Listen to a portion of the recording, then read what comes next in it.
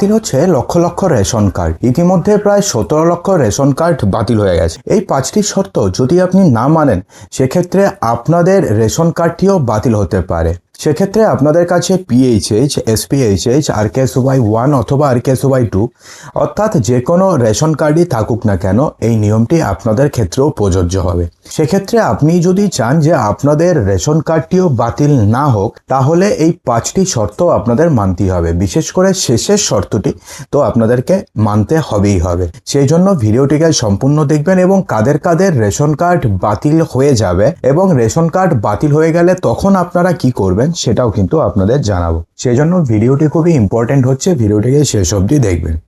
দেখুন, digital ration ব্যবস্থার স্বচ্ছতা বাড়াতে এবং ভুয়ো উপভোক্তা ছাঁটাই করার জন্য রাজ্য জুড়ে বিরাট ধরনের প্রশাসনিক পদক্ষেপ বর্তমানে শুরু হয়েছে। ক্ষমতায় আসার পর থেকে খাদ্য ব্যবস্থার সংস্কারে জোর দিয়েছে শুভেন্দু অধিকারী সরকার।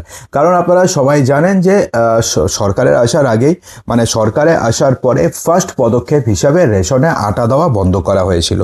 আটা দেওয়া বন্ধ করার পিছনে কি যুক্তি ছিল যে এর আগের সরকার একটা নির্দিষ্ট মিল থেকে সমস্ত গম ভাঙিয়ে আটা করা হচ্ছিল এবং সেই সমস্ত আটাতে বেশ কিছু কেমিক্যাল মেশানো হচ্ছিল, অর্থাৎ আটার কোয়ালিটি খুব খারাপ ছিল।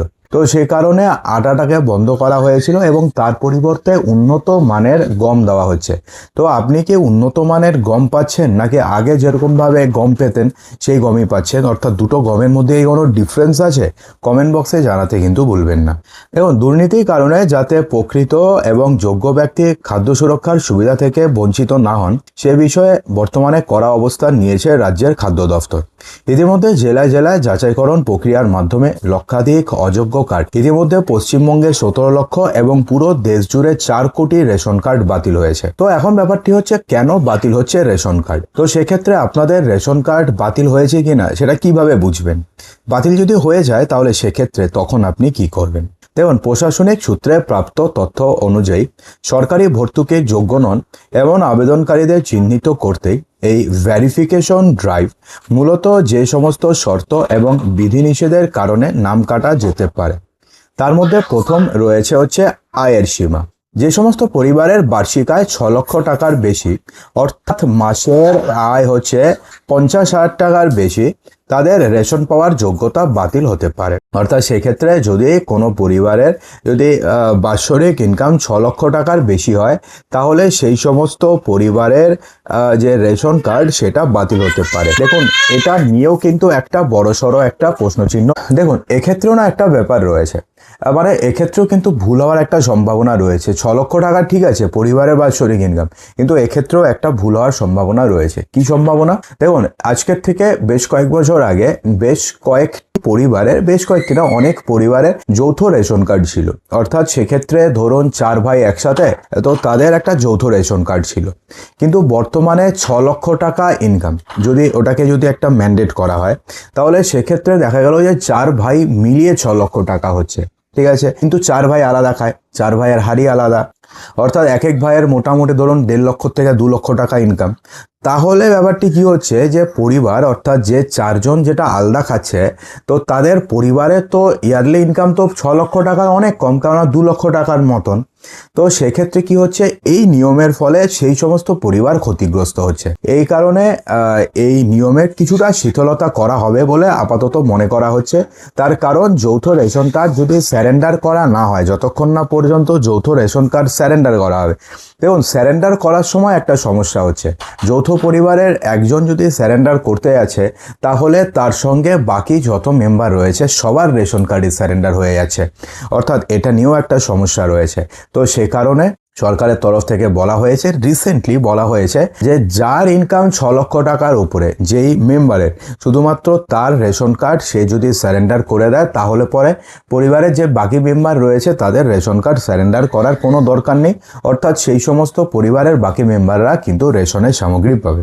ঠিক আছে, দেখুন এরপরে বলা হয়েছে করদাতার তালিকা। রাজ্য অথবা কেন্দ্রীয় সরকারি কর্মচারী যদি আপনি হয়ে থাকেন, সেই সমস্ত পরিবারের সদস্যরা নিয়মিত আয়কর দেন আর তারা ভর্তুকিযুক্ত রেশনের আওতায় থাকবেন না। দেখুন, এটা নিয়েও একটা প্রশ্ন রয়েছে যে একটি পরিবার মানে কতজন মেম্বার বলা হয়েছে। ঠিক আছে, ধরুন একজন পরিবারের মধ্যে বাবা মা পড়ছে, ছেলে পড়ছে, ছেলের বউ পড়ছে, কিন্তু বাবা মা আলাদা থাকে। তো সেক্ষেত্রে কি হচ্ছে, সেই ছেলের জন্য বাবা মা এফেক্টেড হচ্ছে। তো সে কারণেই এবার নিয়ম করা হয়েছে যে পার্টিকুলার যেই ব্যক্তি একটা নির্দিষ্ট সীমার বেশি ইনকাম করবেন অথবা যেই ব্যক্তি ইনকাম ট্যাক্স প্রদান করছেন, শুধুমাত্র সেই ব্যক্তিরই রেশন কার্ড স্যারেন্ডার করতে হবে। সেই ব্যক্তি যদি রেশন কার্ড স্যারেন্ডার করে দেন, তাহলে অন্যান্য যারা মেম্বার রয়েছে তাদেরকে রেশন কার্ড স্যারেন্ডার করার কোনো দরকার পড়বে না। দেখুন, এবারে যেটা রয়েছে সেটা হচ্ছে এসআইআর এর তালিকা থেকে বাদ। 2026 বিধানসভা নির্বাচনের আগে আয়োজিত বিশেষ নিবিড় সংশোধন বা এসআইআর লিস্টে যাদের নাম নেই তাদের কার্ড অচল হতে পারে। তবে ট্রাইব্যুনালে যদি কেউ আবেদন করে থাকে অথবা কেউ যদি সিএ এর জন্য আবেদন করে থাকে, তাহলে যতক্ষণ না পর্যন্ত কোনো একটা নির্দিষ্ট ভার্ডিক্ট আসছে, অর্থাৎ যতক্ষণ না পর্যন্ত একটা বিচার হচ্ছে যে তিনি কি আদৌ যোগ্য ভারতে থাকার, বা তিনি কি তার নাম কি আদৌ ভোটার লিস্টে থাকবে নাকি থাকবে না, অর্থাৎ ট্রাইব্যুনালই কিন্তু লাস্ট, আর এদিকে সিএই লাস্ট, অর্থাৎ সিএ সার্টিফিকেট এটাই কিন্তু লাস্ট। এটার পরে কিন্তু আর কোথাও যাওয়ার রাস্তা নেই।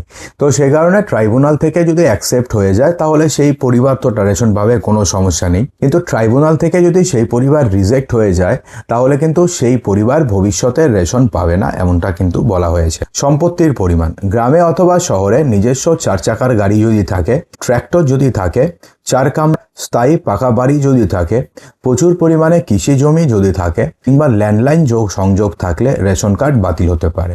তো এখন আপনি ভাববেন যে আমার বাড়িতে ল্যান্ডলাইন কানেকশন আছে কিনা, বা অথবা আমার বাড়িতে 4 চাকার গাড়ি আছে কিনা, বা ট্র্যাক্টর আছে কিনা, বা আমার বাড়িতে 4 কামরা স্থায়ী পাকা বাড়ি আছে কিনা, সেটা কি করে বুঝবে?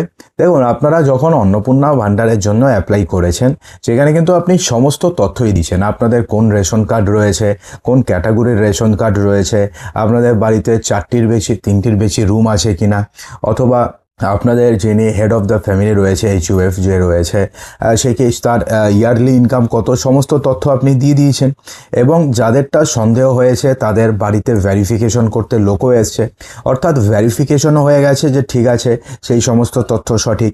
আর কেউ যদি এই সঠিক তথ্য না দেয় তাদের তো সমস্ত কিছু ক্যান্সেল হয়ে যাবে, তাদের তো রেশন কার্ড এমনিতেই ক্যান্সেল হয়ে যাবে, তারা লক্ষ্মীর ভাণ্ডারের টাকাও অন্নপূর্ণা ভাণ্ডারের টাকাও পাবে না। অর্থাৎ সমস্ত তথ্য কিন্তু আপনি অলরেডি সরকারকে দিয়ে দিয়েছেন। ঠিক আছে, তাহলে সেই সমস্ত যদি জিনিস থাকে আপনাদের বাড়িতে, তাহলে পরে আপনি রেশন বা আপনি আর ভর্তুকিযুক্ত রেশন পাবেন না। নাগরিকত্ব এবং সিএ এর আবেদন। নাগরিকত্বের জন্য সিএতে আবেদন বাতিল হলে রেশনের সুবিধা সম্পূর্ণভাবে বন্ধ হবে। অবশ্য প্রক্রিয়াটি নিষ্পত্তির অপেক্ষায় থাকলে আপাতত আপনি চাল গম পাবেন।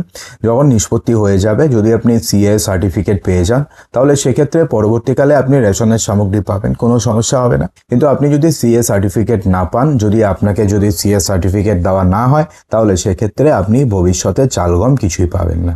ঠিক আছে, খাদ্য দফতর সূত্রে খবর যে অযোগ্য এবং নিষ্ক্রিয় রেশন কার্ডধারী খুঁজে বের করতে বাড়ি বাড়ি বা ডিজিটাল নথি পুনর্নবীকরণের মাধ্যমে অভিযান চলছে। প্রকৃত অভাবী মানুষ যাতে সঠিকভাবে খাদ্য সামগ্রী পান এবং সরকারি তহবিলের অপচয় যেন বন্ধ হয়, সেজন্য এই স্ক্রিনিং আরও জোরদার হচ্ছে। দেখুন, ব্যাপারটি কি হচ্ছে, আপনি যখন রেশন দোকানে যাচ্ছেন রেশন তুলতে, তখন আপনি যখন আঙ্গুলের ছাপ দিচ্ছেন তখন দেখাবে যে আপনাদের রেশন কার্ড সাময়িকভাবে বন্ধ করে দেওয়া হয়েছে। ঠিক আছে, তারপরে যখন আপনি সেই রেশন কার্ডটিকে যখন আপনি অ্যাক্টিভ করতে যাবেন, তখন আপনাকে দেখাবে যে আপনাদের যে ইনকাম রয়েছে সেই থ্রেশহোল্ডের লিমিটের বাইরে চলে গেছে। ঠিক আছে, তো তারপরে যদি এমনটা হয়, যদি আপনি দেখেন হ্যাঁ সত্যি আমার থ্রেশহোল্ডের বেশি ইনকাম হয়েছে, তাহলে সেক্ষেত্রে তখন তো আপনাদের কিছু করার নেই।